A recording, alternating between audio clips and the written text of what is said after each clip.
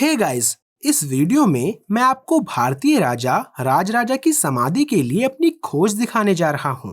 मुझे बताया गया कि उनकी समाधि का पत्थर उदयलुर के छोटे से गांव में है। यह वह जगह है जहां उन्हें दफन या अंतिम संस्कार करने की अफवाह है।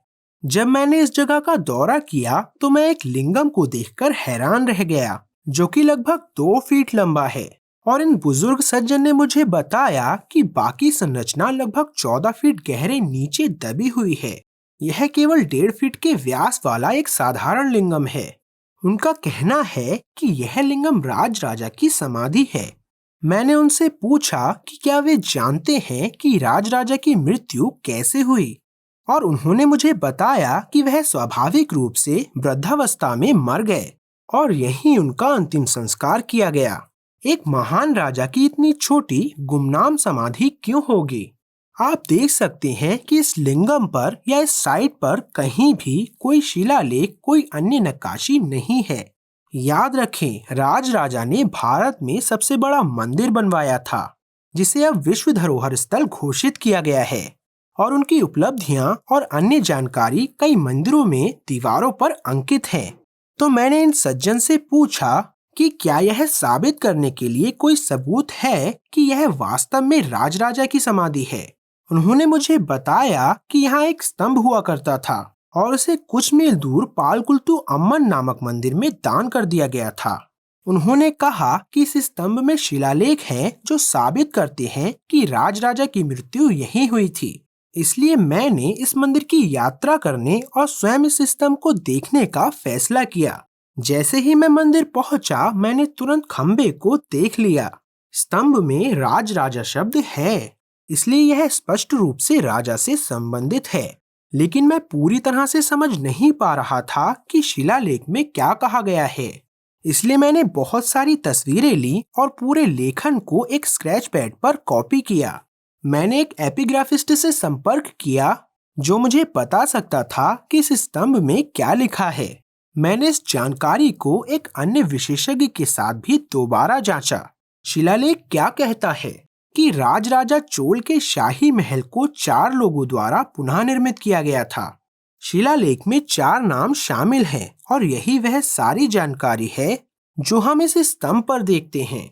शिलालेख में राजा की मृत्यु या समाधि का कोई उल्लेख नहीं है। इससे पता चलता है कि इस लिंगम की साइट शायद राजराजा की समाधि नहीं है, और ऐसा दावा करने के लिए कोई वास्तविक सबूत नहीं है। इससे सवाल उठता है कि राजराजा को क्या हुआ था, उनकी मृत्यु कैसे हुई, उनका अंतिम संस्कार कहाँ हुआ। एक पल सोचिए, राजराजा की उपलब्धियों के बारे में सैकड़ों शिलालेख हैं। कैसे उन्होंने विभिन्न राज्यों पर विजय प्राप्त की, कैसे उन्होंने महान मंदिर का निर्माण किया, और यहाँ तक कि उनका जन्म कब हुआ। लेकिन उनकी मृत्यु कब हुई और उनका अंतिम संस्कार कहाँ किया गया, इस बारे में कोई जानकारी नहीं है। इसलिए मैंने उनकी मृत्यु के बारे में और जानने के लिए तंजावुर वापस जाने का फैसला लिया। मैंने कई पुरातत्वविदों से संपर्क किया और उन्होंने मुझे बताया कि राजा की मृत्यु दर्ज ना होने का एकमात्र कारण यह है कि यदि राजा की मृत्यु अप्राकृतिक रूप से होती है, या अगर किसी राजा ने आत्महत्या की या उसकी हत्या कर दी गई, तो प्राचीन तमिल इसे रिकॉर्ड नहीं करते थे। मैंने तंजावुर में बहुत से स्थानीय लोगों से बात की, यह देखने के लिए कि क्या कोई जानता है कि उनकी मृत्यु कैसे हुई। स्थानीय लोग बहुत अलग लेकिन सुसंगत कहानी बताते हैं। यह पता चलता है कि राजराजा की वास्तव में श्रीलंका की एक महिला ने हत्या कर दी थी। आइए सुनते हैं कि ये सज्जन क्या कहते हैं। உடல் வியாதியினால் இருந்து பல வியாதி இருந்து கஷ்டப்படல, அவன் கொலை செய்யப்பட்டான். அப்படியா? ஓகே அவன் ஓகே. மேலே ஏறி பார்க்கும்போது தள்ளிட்டாங்க அவனை. ஓஹோ, அப்படியா? யார் தள்ளிட்டா அப்போ? அதனால இந்த கோபுரம் நின்று, இந்த வேலை நின்று போச்சு. அப்படியா? 87% தான் கட்டியிருக்காங்க. அப்படியா? அப்படிங்களா? மேலே தான் அப்படியே ஃபுல்லாக தெரியுது. இல்லைங்களே, ஆனால் இப்போ ராஜராஜனோட சக்ஸஸர் வந்து அவர் பையன் தான் இல்லைங்களா? அந்த இது அவங்களே தான் தள்ளியிருக்கணும். அப்போ அவங்களே தான் தள்ளியிருக்கணும் இல்லையா? அங்கே இல்லை, சிலோன்லேருந்து வந்திருக்காங்க. ओहो, Ceylon people even Ganga even Karikal இது கட்டினால கல்லன்। 993 ईस्वी में राजराजा ने श्रीलंका के आधे हिस्से पर विजय प्राप्त की और पराजित राजा महिंदा पंचम कब्जे से बचने के लिए दक्षिण की ओर भाग गया। राजा को युद्ध के मैदान में हराने में असमर्थ राजा महिंदा ने श्रीलंका से एक बौद्ध महिला को भेजा, जो धीरे धीरे राजा के करीब आ गई।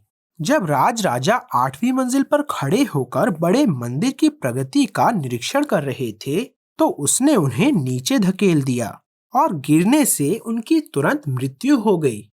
लोगों का दावा है कि इसी वजह से मंदिर का निर्माण ठीक से नहीं हुआ और उनके बेटे ने एक अलग शहर में एक पूरी नई राजधानी बनाई, क्योंकि उन्हें लगा कि यह एक शापित जगह है। यह कहानी यह भी बताती है कि क्यों उनका पुत्र राजेंद्र चोल प्रतिशोध के साथ श्रीलंका चला गया और उसने पूरे द्वीप को जीत लिया। फिर उसने राजा महिंदा को ढूंढ लिया, जो कि छुपा हुआ था, उसे वापस लाया और उसे आजीवन कैदी के रूप में रखा। महिंदा पंचम की मृत्यु 1029 ईस्वी के आसपास जेल में हुई थी।